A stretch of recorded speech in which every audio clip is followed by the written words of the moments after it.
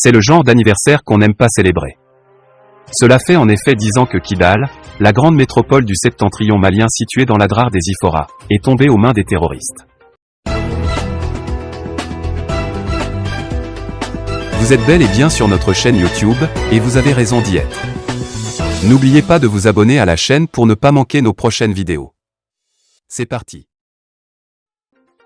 Quand, quelques jours avant, des hommes armés avaient pris possession de Ménaka, à 300 km de là, et d'autres petites localités, certains avaient pensé à une nouvelle rébellion touareg dont la figure de proue était le Mouvement National de Libération de l'Azawad, MNLA, mais très rapidement, le visage hideux de l'hydre terroriste est apparu au grand jour. C'était en effet une coalition de mouvements touareg et d'islamistes radicaux, parfois algériens, qui entendaient ériger un califat et instaurer la charia dans cette zone désertique où ils ont jeté leurs dévolus. Après Kidal, ce sera au tour de Gao puis de Tombouctou, la cité des 333 saints, de tomber sous leur joug. Et en l'espace de 72 H, c'est tout le nord malien qui était mis sous coupe réglée par Iyad Arjeghali, le patron d'Ansardine puis du GSIM, groupe de soutien à l'islam et aux musulmans, et Adnan Abou Ali al-Sahraoui, futur émir de l'État islamique au Grand Sahara. Les nouveaux maîtres instaurent la charia et font abattre une chape de plomb sur les localités conquises, où la tristement célèbre police islamique s'emploie avec zèle et violence à appliquer une vision arriérée de l'islam.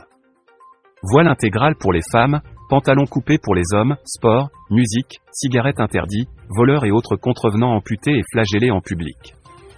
On retiendra par-dessus tout la destruction de manuscrits et de mausolées vieux de plusieurs millénaires. Un crime contre l'humanité pour lequel le commissaire de la police islamique de Tombouctou, Alassane, répondra devant la Cour pénale internationale.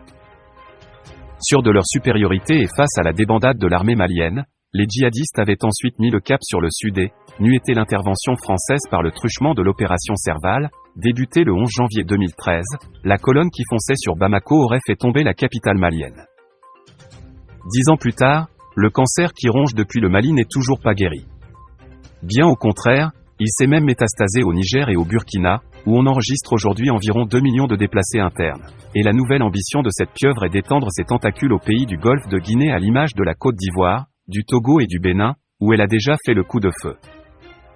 Ce n'est certainement pas un hasard si l'hydre terroriste a pris pied au Mali quelque temps seulement après l'exécution de Mouammar Kadhafi le 20 octobre 2011 par les rebelles de Benghazi soutenus par la France et les Occidentaux, transformant ainsi la Libye en un immense bazar à ciel ouvert où les armes se vendaient au coin de la rue comme de petits pains. Aujourd'hui encore, on subit le contre-coup de ce désastre libyen. Et bien malin qui pourrait dire quand ce fléau prendra fin. Une décennie après avoir sauvé Bamako, la France, qui a contribué dans une certaine mesure à freiner l'avancée spectaculaire des Foudala, a été contrainte récemment de plier bagages suite au débarquement sur le sol malien de mercenaires du groupe russe Wagner. En 10 ans, la crise sécuritaire aura aussi eu de sérieuses répercussions sur le plan politique, que ce soit au Mali ou au Burkina. Au Mali, ATT a été débarqué le 22 mars 2012 par des aventureux militaires qui prétendaient réclamer des moyens pour aller au front avant qu'on découvre leurs projets putschistes et politiques, et bien plus tard, Ibrahim Boubacar Keïta a été renversé par des militaires, toujours en raison de l'insécurité chronique.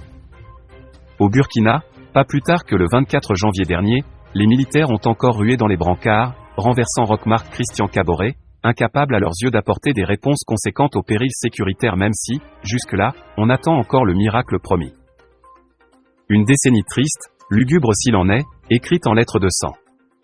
Un si long tunnel sécuritaire dont on ne voit malheureusement toujours pas poindre le bout, la faute à nos États mais aussi à la communauté internationale qui n'a pas apporté le soutien qu'il faut que ce soit en matière financière ou logistique pour porter un coup fatal à la vermine terroriste qui continue de semer la mort et la désolation un peu partout dans ce que d'aucuns n'ont pas manqué de qualifier de « Sahélistan ». En quelques minutes, la rumeur de l'arrestation dans la périphérie de Mopti en plein prêche a fait le tour du web. Sur Twitter, Facebook et dans les groupes WhatsApp, c'est le sujet phare des « grands connaisseurs » du Sahel. Sauf que le chef djihadiste n'est pas arrêté. À la base, c'est une « baleine d'avril » diffusée par un compte spécialisé sur les conflits en cours au Sahel.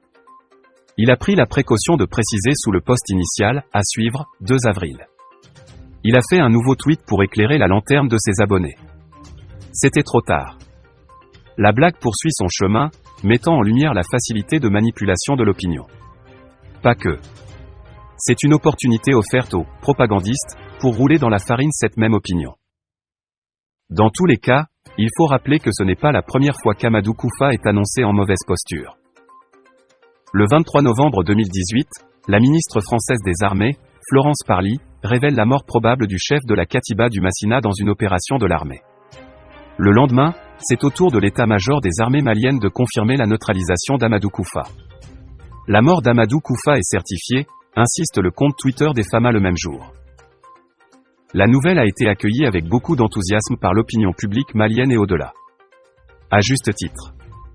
Quelques jours plus tôt, le groupe de soutien à l'islam et aux musulmans, GSIM, nouvellement constitué pour représenter AQMI au Sahel, a diffusé, à travers son média, AZ Zalaka, une vidéo de Koufa, appelant les peuls de 8 pays africains à rejoindre la cause du djihad.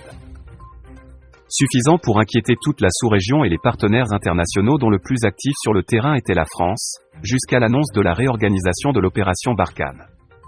Mais les actions menées pour éliminer Amadou Koufa n'ont pas été concluantes. C'est le djihadiste Peul lui-même qui va en donner la preuve. Dans une nouvelle vidéo diffusée en février 2019, il dément sa propre mort. À l'avance, Wassim Nasser avait posté un tweet annonçant cette vidéo de 19 minutes. En janvier 2020, Amadou Koufa appelle, à travers un nouvel enregistrement audio décrypté par le journaliste Wassim Nasser, les musulmans au djihad pour « repousser les croisés ». Depuis 2015, Amadou Koufa est la figure qui incarne l'insurrection djihadiste dans le centre du Mali. Surfant sur les préoccupations de la communauté dont il est issu, ce prêcheur proche d'Iyad Arjeghali, l'actuel émir du GSIM, a réussi à enrôler une bonne partie pour servir l'idéologie djihadiste d'Al-Qaïda. Avec la perte de l'emprise du Nord par les islamistes, le centre du Mali est devenu un épicentre de l'insécurité avec des attaques meurtrières contre les militaires maliens et les forces internationales. Sous son impulsion, le djihad s'est même déployé au-delà des frontières maliennes et menace des pays qui se croyaient hors de portée des terroristes. Pourtant le journaliste Wassim Nasser, spécialiste des mouvements djihadistes, reste convaincu que le rôle d'Amadou Koufa est surtout stratégique. C'est sous ce manteau qu'il a porté l'expansion de la Katiba du Massina vers le sud et l'ouest malien. Au sortir de la guerre fratricide avec l'État islamique au Grand Sahara, il a nommé des hommes dont la mission consiste à répandre le djihad dans les coins les plus reculés du Mali et éventuellement dans les pays côtiers. Ce qui le place au cœur de la stratégie de terreur du GSIM et d'AQMI contre les pays ouest-africains obligés d'intégrer de plus en plus l'option du dialogue dans leur réponse contre les groupes terroristes. Au Mali, c'est déjà sous Ibrahim Boubacar Keïta que des initiatives sont entreprises pour discuter avec les djihadistes nationaux. Légitimé par les conclusions du dialogue national inclusif et la conférence d'entente nationale, le dialogue est vu comme l'une des voies de sortie de crise. En octobre 2021, le Haut Conseil islamique a annoncé avoir été mandaté par les nouvelles autorités de la transition pour poser les premiers jalons des négociations. Mais coup de théâtre, un communiqué du gouvernement nie avoir mandaté qui que ce soit pour des pourparlers. Cependant, des efforts continuent d'être déployés en coulisses, à l'image de la tentative de renouer le dialogue avec, selon Wassim Nasser, l'envoi d'émissaires du GSIM venus des Katibas du centre à Nouakchott, en marge de la conférence pour la paix dans le monde. Des efforts que les dernières actions de l'armée malienne et des Russes de Wagner dans le centre et la montée en puissance de l'État islamique dans le Sahel risquent d'annihiler. Fin de la vidéo. Merci pour votre attention et abonnez-vous pour plus d'actualités.